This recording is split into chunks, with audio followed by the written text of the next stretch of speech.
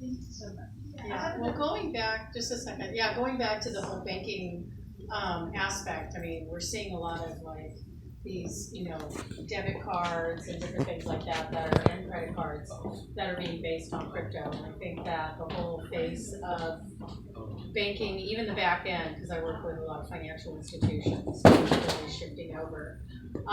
But anyways, what I wanted to say at this point, I wanted to open it up for questions, and I know you've been wanting to ask one for a while. So Yeah, the one thing that excites me a lot about this is like I'm also in the fashion, and you can see where it supplies and where it comes from.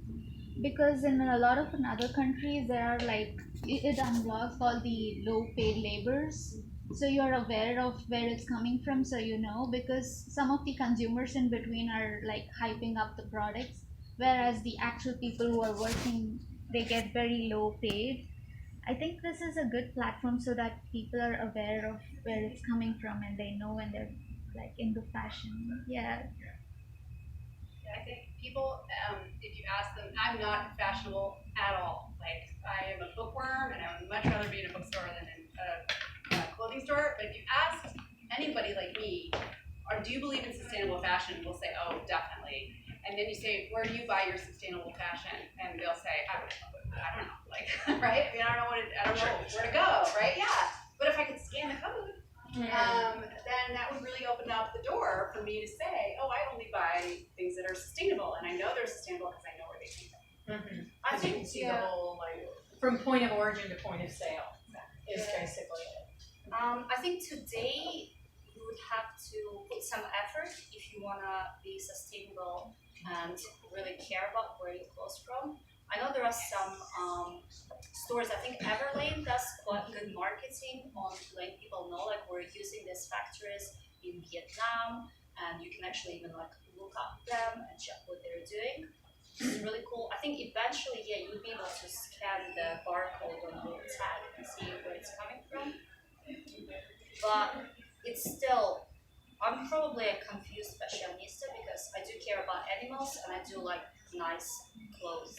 So I remember I had this job that I really like Ugg boots, especially because I'm coming from Latvia where winters are like 4 months long with minus 20 Celsius degrees, which is really cold. And what puts me off is like, because I also subscribe to all these PETA letters, and they send me this like horrible images of sheep being skinned, and they're like, this is how your Ugg boots are happening. Oh my god, I love my Ugg boots, but I don't want sheep to die for that. And then I actually made the research, who else makes something like Ugg boots, but in a more sustainable and more ethical way. And actually I found there were some little fashion sources which do that. So I think it's probably personal risk that for right now you do that.